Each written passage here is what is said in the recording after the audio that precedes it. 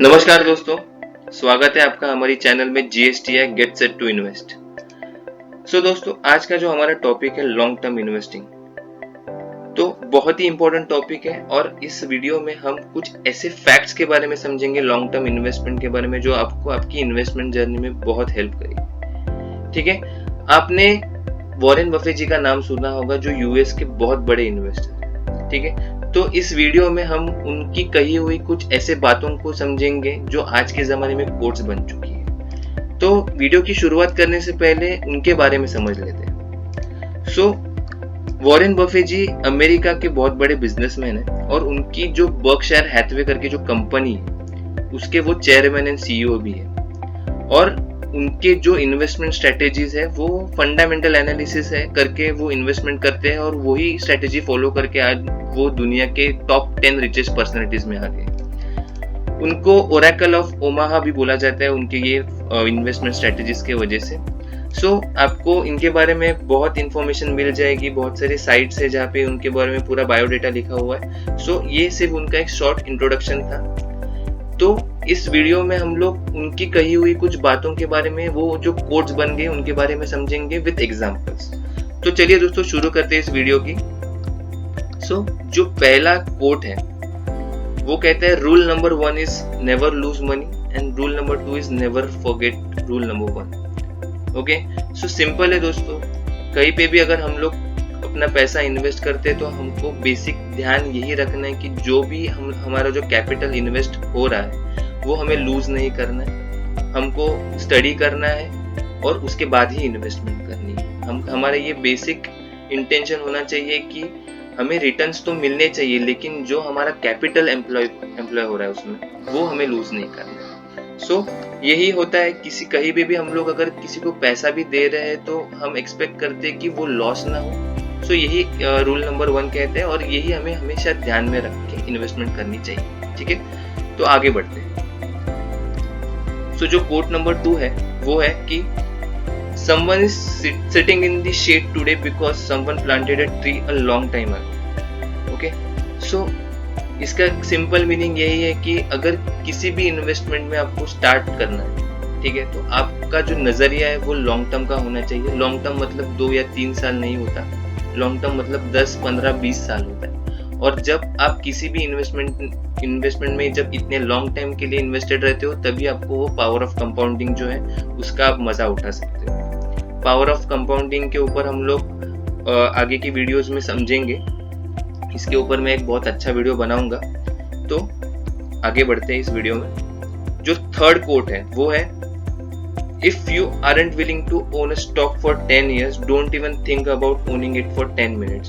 जैसे कि मैंने आपको बताया, लॉन्ग टर्म इन्वेस्टमेंट कभी भी 2 या 3 साल की नहीं होती, वो कम से कम 10 साल की जाती है। तो वॉरेन बफेट सर ने भी यही इन्वेस्टमेंट स्ट्रेटेजी फॉलो की है। उनकी अगर इन्वेस्टमेंट्स देखोगे तो वो भी 10-15 साल के ऊपर ही है सब। और इसी के रीजन की वजह से उनको जो लॉन्ग टर्म का जो फायदा हुआ है वो आज वो उसको एंजॉय कर रहे हैं। ठीक है, अगर हम इसको एक एग्जाम्पल के साथ ले तो मैंने आपको एक इन्फोसिस करके जो शेयर है, बहुत पॉपुलर शेयर है, आईटी कंपनी है, तो उसका जो चार्ट है वो मैंने आपके सामने रखा है। तो आप देख सकते हो, मैं ये 20 साल का चार्ट है, उसकी जो करंट प्राइस है वो अराउंड 1410 रुपीज है। और इसका जो 2002 की टाइम पे जो इसका शेयर प्राइस था वो 500 से भी नीचे था।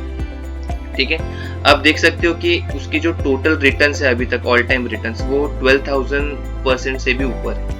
आप अभी पूछोगे अरे ये तो इसका तो शेयर प्राइस सिर्फ 1400 रुपए है और इसके जो रिटर्न्स है वो 12,000% से भी ज्यादा, ऐसे कैसे?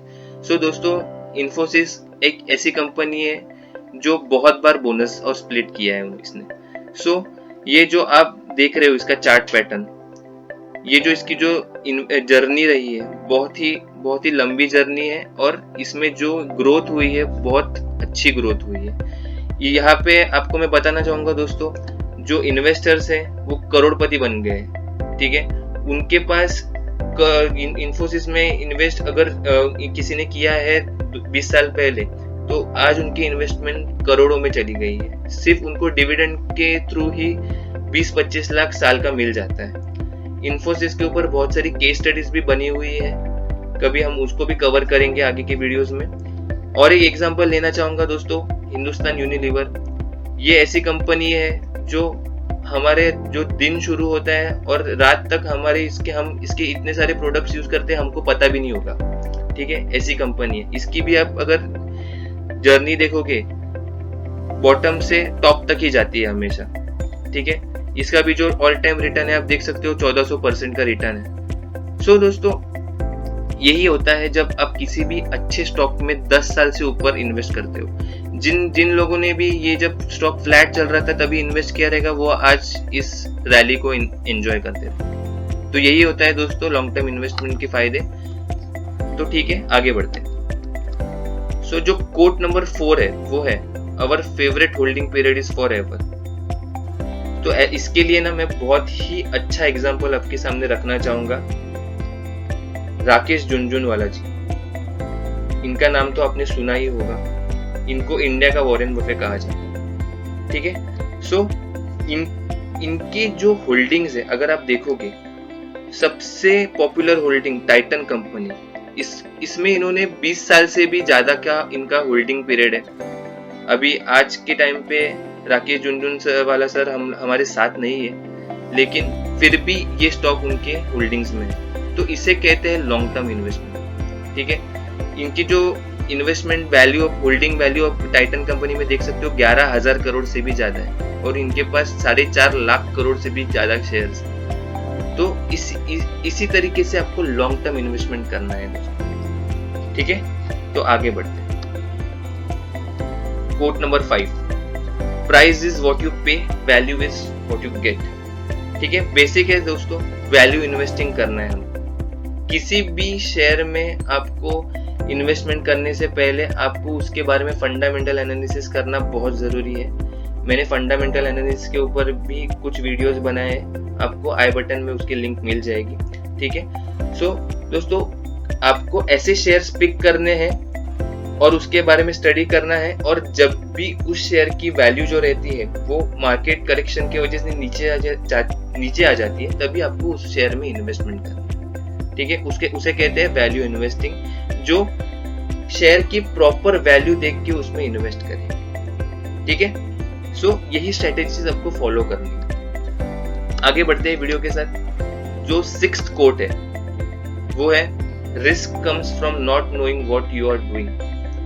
अगर आपको पता ही नहीं है आप क्या कर रहे हो, तो वही सबसे बड़ी रिस्क हो सकती है आपकी। ठीक है, ऐसे बहुत सारे लोग हैं जिनके पास जॉब की वजह से या किसी और काम की वजह से उनको रिसर्च करना या फिर एनालिसिस, स्टॉक एनालिसिस करने का टाइम नहीं होता, लेकिन उनको इन्वेस्टमेंट करना है। तो उनके लिए म्यूचुअल फंड्स सबसे बहुत ही बढ़िया इन्वेस्टमेंट है, क्योंकि यहाँ इनके पास म्यूचुअल फंड्स के पास कैसे एक एक्सपर्ट्स की टीम होती है जो सारे एनालिसिस करती है, और आपको आपकी SIP चालू रखनी है सिर्फ लॉन्ग टर्म के लिए। आपको उसके जो लॉन्ग टर्म के जो बेनिफिट्स है वो अपने आप आपको मिल जाएंगे।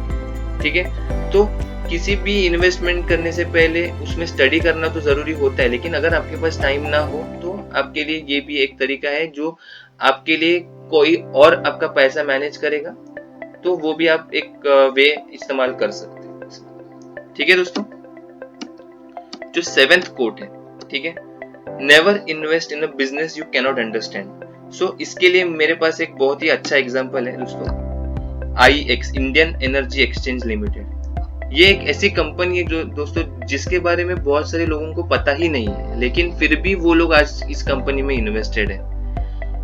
इसका रीजन ये है कि इतने साल से ये स्टॉक जो था वो फ्लैट चल रहा था, तभी कोई इसमें इंटरेस्टेड नहीं था। लेकिन जैसे ही ये स्टॉक में तेजी आ गई ना दोस्तों, लोगों के नजर में आ गया ये स्टॉक, और उनको इस स्टॉक के बारे में, ये जो कंपनी है, इसका जो बिजनेस है, इसके बारे में कुछ भी पता नहीं है, लेकिन फिर भी उन्होंने इन्वेस्टमेंट की इसमें। और कुछ लोगों ने तो इसके ऊपर टॉप में इन्वेस्टमेंट करके रखा है, और जब इसमें प्रॉफिट बुकिंग हुई और ये अब नीचे आ गए तो लोग परेशान हो गए। लेकिन जिन लोगों को इसके बिजनेस स्ट्रक्चर के बारे में पता है, ये कंपनी करती क्या है, ये इसके बारे में पता है, उनको जिसको कंपनी पे, इस कंपनी में ट्रस्ट है, वो क्या करेगा दोस्तों, वो होल्ड करेगा। ठीक है, क्योंकि जो चार्ट पैटर्न आप देख रहे हो, इधर भी ये जो पीरियड था, इधर भी इसमें बहुत सारा करेक्शन हुआ था, अभी भी इसमें करेक्शन हो रहा है, लेकिन लॉन्ग टर्म में ये भी स्टॉक बहुत अच्छा है और ये भी आगे ही जाने वाला है दोस्तों।